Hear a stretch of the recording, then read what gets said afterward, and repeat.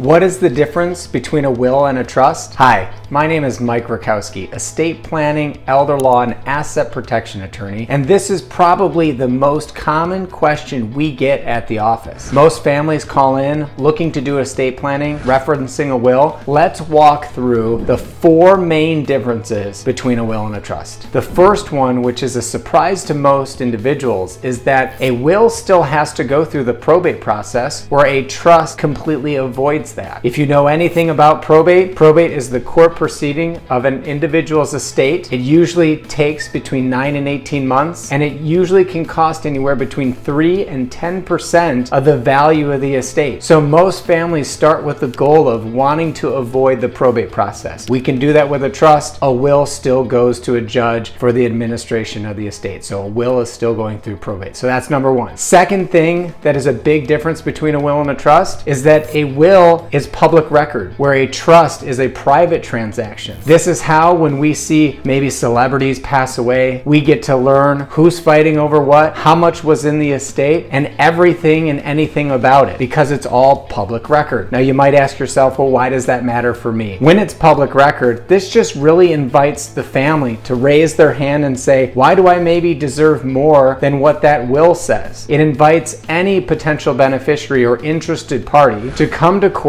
on a given day and say why they deserve something different than what the will says. Or maybe if there's not a will, we're using intestate succession rules. But what it really does is it causes the increased chance of fighting amongst family members. And I can't tell you how many families we've seen just torn apart after going through the probate process, sometimes never to even speak again. Third big difference between a will and a trust is that in a trust, we can be a lot more flexible in the distribution of assets, where in a will, it's an outright distribution once a judge says so. Let me give a good example of this. Let's say there's minor children. Maybe you don't want your minor children to inherit assets early. You want to structure it in a way that says maybe they get half at 25 and the other half at 35. All the while they can use it for important stuff like education, medical bills, a roof over their head. These are all things that you can create in a trust. Even for older children, you can use this, or beneficiaries, you can use this to almost create a retirement plan in a time where the pensions and the retirement plans just aren't what they used to be. You can't do that in a will. Under a will, it's going to be an outright distribution for them to use for whatever they want once a judge releases it according to either the will or intestate succession. And fourth and finally,